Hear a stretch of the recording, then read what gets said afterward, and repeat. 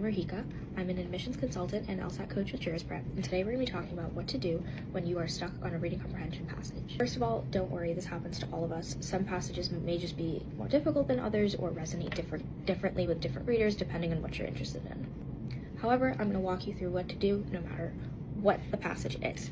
First of all, don't panic. Panicking ends up making you more nervous and potentially could waste more time. So the first thing I would suggest is just take a deep breath and start slowly. Rereading the passage is a good idea, but you don't always have to start from the beginning. You can start from whichever part started confusing you or wherever you started reading and not processing what was going on. The other thing that's helpful is that you don't have to understand every single little detail. That would be great, but if this is a particularly challenging passage, the most important thing is getting big concepts. So asking yourself, what is this paragraph about, or what is the author's position or claim? Big general questions to help you get a better idea of what the passage is discussing.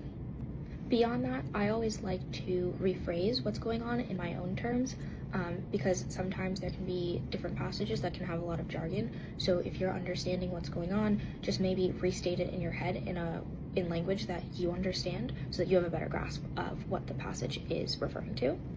Now we just have to be mindful that we're not wasting too much time trying to do reread after reread and trying to break down the passage, just because on the real LSAT, obviously this is timed. So if you are really pressed for time, the other thing you can do is go to the questions.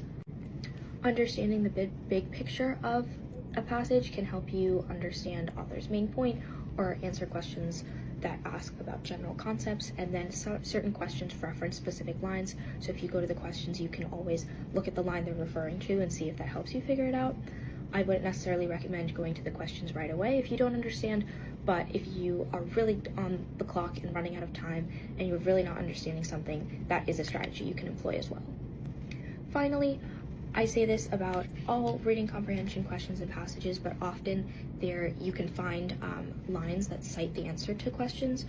So if you're really not sure about the answers and you're unsure about the passage in general, it's always helpful to continue going back to the passage, and that will probably give you a better understanding of what the author is saying in general if you are able to answer questions and cite evidence and lines for the answers to your questions. In the end, the major takeaways are: don't panic. Try and reread and rephrase in simple terms as much as possible.